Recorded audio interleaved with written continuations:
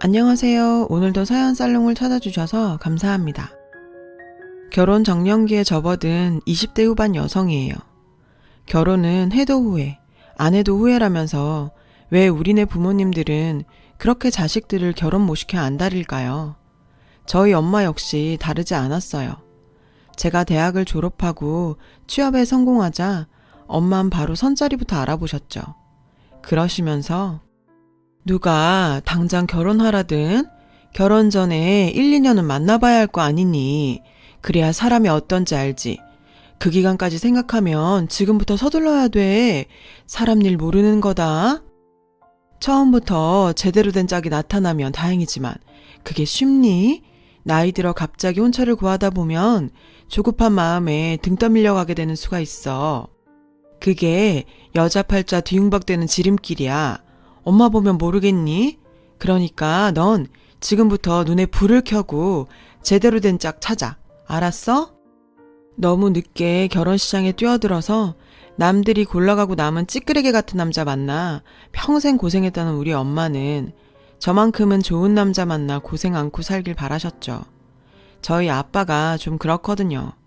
가장으로서 가족들 건사하는 데는 전혀 관심 없고 본인 먹고 입고 쓰는 데만 열중하세요. 아빠한테 이런 말 하긴 좀 그렇지만 완전 이기적인 분이시죠. 게다가 이날 이때까지 월급 봉투 한 번을 제대로 엄마 손에 쥐어주신 적이 없대요. 본인을 위해 그렇게 투자를 하시니 집에 들고 들어올 돈이 없는 거죠. 그런 아빠 때문에 엄마는 정말 고생 많으셨어요. 자식들 키우랴 돈 벌랴. 그래도 천복을 타고나셨는지 엄마는 돈 버는 능력이 남달랐어요. 그게 능력이니? 남편이 변변찮으니 새끼들 굶기지 않으려고 발악한 거지. 진짜 내가 네 아빠만 안 만났으면 이런 고생 안 하고 살았다. 그러니까 너도 결혼 잘해 이거사. 솔직히 엄마가 너무 조건만 따지며 사윗감 고르는 게 못마땅하긴 했지만 엄마가 살아오신 걸 생각하면 한편으로는 이해가 되기도 해요. 오죽하면 이러실까 하고요. 암튼 그런저런 이유로 저는 20대 중반부터 선자리에 불려다녔어요. 하지만 절박한 마음이 없어서 그런 건지 결혼에 딱히 마음이 없어서 그런 건지 결과는 늘 꽝이었죠. 매번 분위기는 좋았던 것 같은데 애프터 신청까지 연결이 안 됐어요. 엄마는 좋은 조건의 남자를 놓칠 때마다 너무나 안타까워 하셨죠. 솔직히 전 이런 엄마의 편협한 모습이 싫지만 엄마를 거역할 용기가 없어서 바보처럼 따르고 있어요. 이 얘기를 들은 10년지기 절친은 영화 같은 데서 보면 너희 엄마처럼 배경 따지는 사람들이 꼭 사기꾼 만나 개고생하더라. 그러니까 네가 엄마 설득해서 그놈의 선 좀 그만 보고 다녀. 라고 했죠. 지금에서야 말이지만 그때 친구 말을 들었어야 했어요. 그랬으면 제가 이렇게 늦은 밤 분을 삭히며 사연을 적고 있진 않았겠죠. 그러던 어느 날이었어요. 선자리에 나가는 것도 슬슬 지쳐갈 무렵 조건만 놓고 봤을 때 지금까지 나타났던 남자들 중 최고 레벨이 나타난 거예요. 저희 엄마는 흥분의 도가니였죠. 상대는 거의 준재벌 수준의 부동산 재력가의 외아들이었어요. 학벌도 괜찮고 인물도 이만하면 어디서 안 빠질 정도는 됐죠. 형제는 밑으로 3살 어린 여동생이 하나 있는데 현재 미국에서 유학 중이고요. 부모 재산 절반만 물려받아도 이건 완전 논하는 거라며 엄마는 엄청 좋아하셨어요. 그렇게 결전의 날이 밝았어요. 머리부터 발끝까지 전문가의 손질을 받고 나간 자리였죠. 상대남은 사진보다 훨씬 괜찮았어요. 목소리도 좋았고요. 무엇보다 마음에 들었던 건 매너였죠. 문 열어주고 앉을 때 의자 빼주는 정도가 아니에요.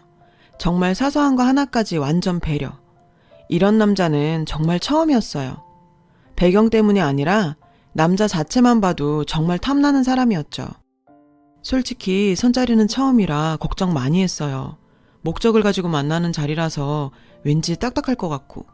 근데 정현 씨 보니까 괜한 걱정을 했네요. 오래 알고 지냈던 것처럼 편하고 저랑 잘 통하시는 것 같아서요. 괜찮으시면 주말에 같이 영화 보실래요? 드디어 제가 애프터 신청을 받았어요. 그것도 제 맘에 쏙 든 상대한테서요. 앞뒤 잴 것 없이 오케이를 날렸죠. 그리고 그날부터 우린 1일이 됐고요. 남자는 1, 2년은 만나봐야 제대로 알 수 있다던 엄마는 조건이 조건인지라 만난 지 2달밖에 안 됐는데 벌써 결혼 얘기를 꺼냈어요. 어차피 더 볼 것도 없는데 길게 시간 끌 거 없다면서요. 하지만 아빠 생각은 좀 달랐죠. 이 여자가 어떻게 된 거 아니야? 결혼이 애들 장난이야? 그놈이 어떤 놈인지 어떻게 알고 함부로 우리 딸을 줘? 그 집 돈만 보지 말고 어떤 사람들인지 살펴야 할 거 아냐? 어떻게 엄마란 사람이 딸 자식 시집 보낼 생각하면서 돈만 보냐? 돈이면 다야? 돈만 있으면 애 행복하게 해준대? 그럴 거면 대기업 회장 아들 딸들은 왜 하나같이 이혼을 했겠어? 사람이 나이를 먹었으면 나이값 좀 해. 애 앞에서 속물근성 부리지 말고. 아빠는 엄마한테 화를 냈어요. 아빠의 그런 모습은 처음이었죠. 늘 자기 자신밖에 모르는 이기적인 분이라고 생각했는데 좀 의외였어요. 아빠 말에 자극을 받은 것도 있고 솔직히 예비 시부모님들이 어떤 분들인지 궁금했어요. 부모를 보면 자식을 알 수 있다고 하잖아요. 그래서 남친한테 양가 부모님께 인사를 드려야 하지 않겠냐고 했죠. 어차피 결혼을 전제로 시작한 교제라 길게 시간 끌 거 없을 것 같았거든요. 남친도 흔쾌히 그러자고 했고요. 얘기가 나오고 2주쯤 지나 남친 집에 인사를 드리러 가게 됐어요. 살던 집을 리모델링 하느라 소유 중인 주상복합 아파트에서 잠깐 지내고 있다고 했어요. 그런데 잠깐 머무는 중이라는 집 수준이 어마어마하더라고요. 부동산 존재벌이라고 하더니 확실히 레벨이 다르긴 했죠. 좁은 집에서 손님 맞으려니 부끄럽네요. 좁은 집? 강남 80평대 주상복합 아파트가 좁은 집이라는 예비 시어머님 말씀에 살짝 주눅이 들었어요. 사는 수준이 우리 집과는 하늘 땅 차이가 났거든요.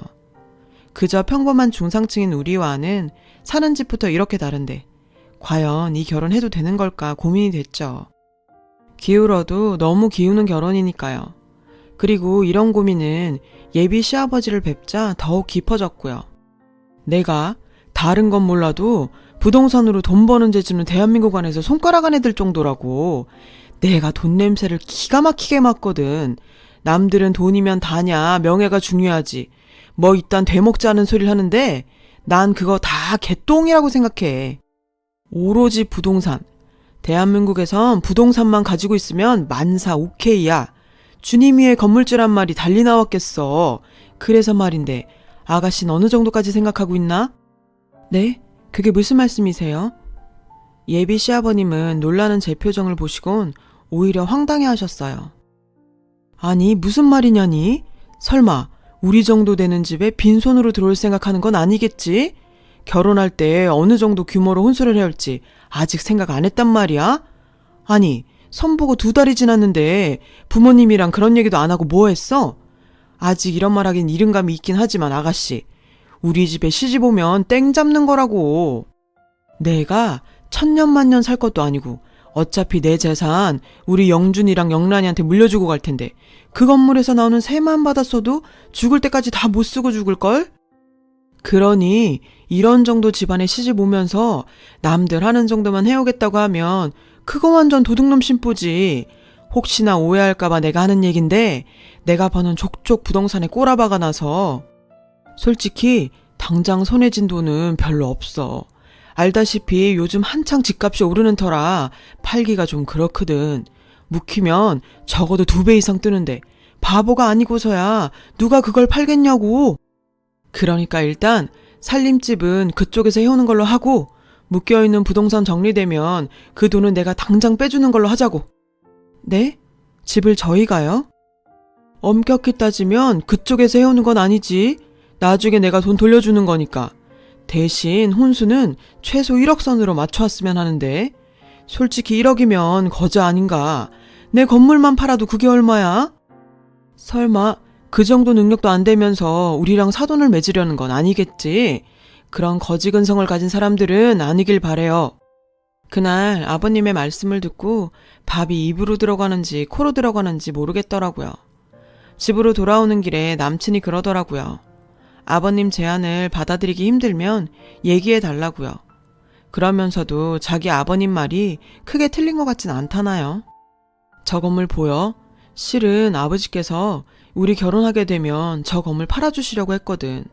30억 정도 되는 건데 자기도 알겠지만 부동산 정리가 쉬운 게 아니잖아. 세금 정리하는 문제도 그렇고. 그래서 일단 자기가 살 집만 해오면 그 사이 정리해서 현금으로 주시겠다고. 그걸 종잣돈으로 굴려보라고 말이야. 봐서 알겠지만 우리 아버지께선 전형적으로 자수성가한 사업가 타입이시라 말씀이 좀 직설적이고 세셔. 그건 자기가 이해해줬으면 좋겠어. 그 뜻은 알겠어. 근데 혼수를 1억이나 해오라는 건 좀... 아버지가 바라시는 건 자기네 쪽에서 어느 정도 석이는 보여주는 게 도리가 아니냐는 말씀을 하신 건데 자기야, 혹시 기분 나빠? 전 아무 말도 할 수 없었어요. 이건 기분이 좋고 나쁘고의 문제가 아니니까요. 입장 바꿔 생각해보면 과한 요구는 아니잖아요. 30억짜리 건물을 팔아서 준다는데 신혼집에 1억 혼수면 솔직히 거저죠. 근데 그 수준을 우리 집에서 맞추기 힘들다는 게 문제라면 문제죠. 그날 이후 전 고민에 빠졌어요. 이 결혼 정말 하는 게 맞는 걸까? 하고 말이에요. 두 집이 차이가 나도 너무 나니까요. 우리 쪽에 맞춰달라고 하기도 그렇고 저쪽에 맞추자니 가랑이가 찢어질 판이고 주변에선 이런 절 보곤 호강에 겨워 요강에 똥 싸는 소리 한다고 하더라고요. 30억을 준다는데 빚을 내서라도 집이랑 1억 혼수 해가야지 무슨 소리냐고요. 그래서 전 혼자 고민할 게 아니라 이 사실을 부모님께 솔직히 말씀드리는 게 낫겠다고 생각했어요. 뭐? 신혼집에 1억 혼수? 아니 우리 형편에 그걸 어떻게 해? 부동산 준재벌 사위를 둘 생각에 들떠있던 엄마는 세상을 잃은 듯 허망한 표정이었어요. 오히려 아빠는 담담한 표정이셨죠. 그리곤 제 생각을 물으셨죠. 그쪽에서 요구하는 대로 해주면 정연이 넌 그 집으로 시집 갈 거니? 그러자 엄마가 대뜸 소리치셨어요. 할 능력은 되고? 아휴, 이 인간아. 그러게 집안 살림에 보탬이 됐었어야지. 이날 이때까지 지져온 것만 하고 살더니 딸 자식 하나 있는 거 가슴에 피멍들게 나고 있네. 근데 솔직한 심정으론 전 이제야 환상에서 깨어난 것처럼 후련했어요. 준재벌? 솔직히 저와는 안 어울리거든요. 어떻게 결혼은 한다 쳐요. 그 다음은요. 매번 무슨 일이 있을 때마다 시댁에선 우리 부모님을 우습게 아실 테고 우리 부모님은 죄인처럼 고개 숙인 채로 주눅 들어 있을 게 뻔하니까요. 돈 많은 집에 시집 가자고 내 부모를 그런 꼴을 만들다니. 생각만 해도 눈물이 날 것 같았어요. 그래서 아빠한테 그동안 재밌는 꿈 꿨다 생각하고 정리하겠다고 했어요. 그랬더니 미안하다. 이게 다 못난 애비 탓이다. 내가 애비 노릇만 제대로 했어도 우리 정연이 가슴 찢어지는 일은 안 만들었을 텐데. 아빠는 고개를 숙이셨어요. 그런 아빠의 모습을 보니 가슴이 찢어지는 것 같았죠. 아빠 잘못 아니야. 내가 그 집이 부담돼서 그래. 난 평범한 집에서 지금처럼 사는 게 편하거든. 그러니까 아빠 미안해하지 마. 근데 말이다. 아무래도 이해가 안 가서 말이야. 아빠는 잠시 입술을 달착거리시더니 말을 이어가셨어요. 30억짜리 건물을 굳이 팔 이유가 있을까?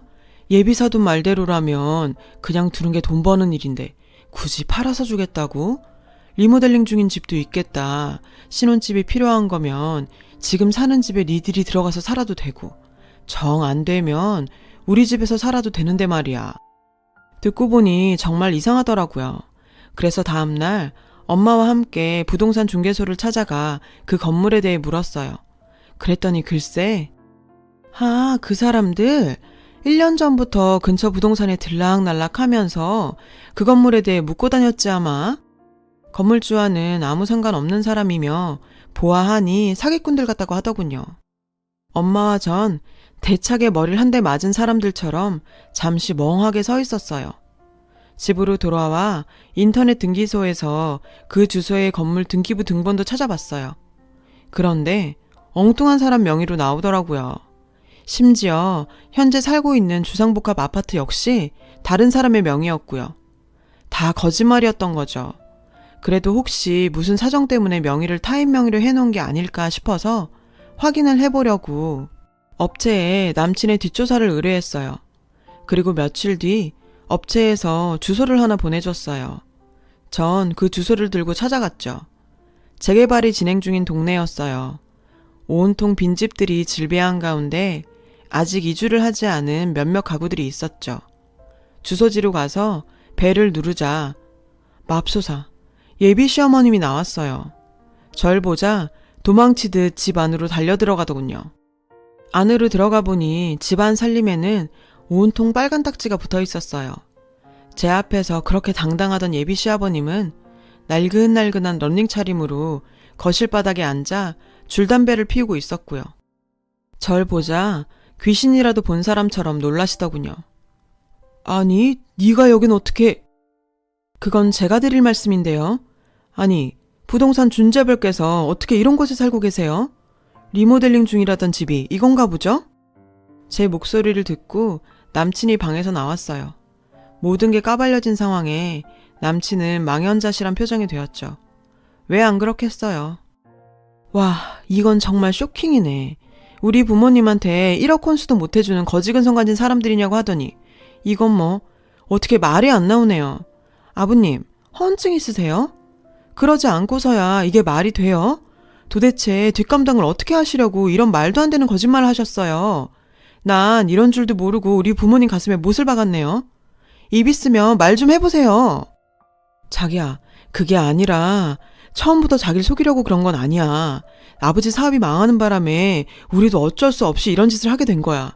그치만 자기를 사랑했던 내 마음은 진심이었어. 믿어줘. 이 남자 끝까지 거짓말을 하더군요. 뭐? 사업이 망해? 그 마음은 진심이었어? 이게 끝까지 거짓말은. 야, 내가 여기 이러고 올 적엔 네 뒷조사 하나 안 하고 왔겠니? 너 전에 혼인빙자 사기치다 걸려서 위자료 물어주느라 개털된 거 다 알고 왔어. 그거 만회하려고 우리 집에서 돈 뜯으려고 네 부모까지 동원한 거 다 알아. 사람이 어쩜 이렇게 추잡스럽니? 아, 뭐야. 알면 안다고 말을 하지. 그랬음 쪽팔리는 척은 안 했을 거 아냐. 야, 솔직히 니네 엄마가 더 문제 아니냐? 부동산 중개벌이라니까 아주 살살 기더라. 딸내미 팔아 재벌 사돈 돼보겠다고 아주 혈안이 됐던데 그런 주제에 누굴 탓해. 있는 집에 딸 시집보내 한몫 챙기려는 네 엄마나 여자 올려서 돈 좀 뜯으려는 나나 뭐가 달라? 도찐개찐이지. 도찐개찐 좋아하시네. 너에 비하면 우리 엄마는 애교 수준이지. 넌 사기치고 딱 걸린 주제에 어디서 큰 소리야. 너 나랑 만나면서 양다리까지 걸쳤더라. 나한텐 걸렸지만 아직 남아있는 쪽이 있어서 그렇게 의기양양인 거니? 근데 어쩌냐? 너 그쪽도 쪽박됐어. 그쪽에선 돈까지 빌렸다면서. 내가 오기 전에 전화해서 네가 어떤 놈인지 다 까발려줬어. 그러니까 헛된 기대는 접어. 너 같은 놈이 결혼은 무슨 결혼이니? 내가 경찰 불렀거든. 그러니까 그냥 은팔찌 끼고 빵에 들어가서 반성이나 해라. 그리고 두 분도 그래요. 자식이 죄를 지었으면 옆에서 말리셨어야죠. 어떻게 같이 사기 공모를 해요? 자식은 부모 등을 보고 자란다는데 두 분이 이러고 사시니 아들이 뭘 보고 배웠겠냐고요. 두 분 보니까 앞으로 부모님께 더 잘해야겠다는 생각이 드네요. 적어도 우리 부모님께서는 남한테 사기치고 사는 짓은 안 가르치셨거든요. 그때였어요. 밖에서 경찰차 사이렌이 요란하게 울렸죠.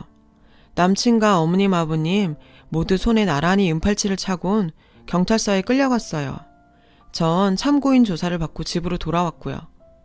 그날 이후 아빠는 27년 만에 엄마한테 월급을 가져다 주셨어요. 엄마는 그날 우시더라고요. 이번 일을 계기로 앞으론 가장 노릇을 잘하겠다고 각서까지 썼습니다. 그리고 엄마는 제 앞에서 선보란 얘긴 일절 꺼내지 않기로 했어요. 돈 있는 남자 만나라는 말도요. 10년지기 친구 말처럼 이렇게 된통 사기꾼한테 당하고 나서야 정신을 차리다니. 저도 참 미련하죠. 충격적인 일을 겪었지만 저도 느낀 바들이 많네요. 앞으로 더 알찬 삶을 살려고 노력해야겠어요. 지금까지 제 사연을 들어주셔서 감사합니다. 따뜻한 하루 보내세요. 여러분, 사연 댓글에 응원과 현명한 조언 부탁드려요. 좋아요와 구독은 저에게 큰 힘이 됩니다. 오늘도 좋은 일 가득하세요.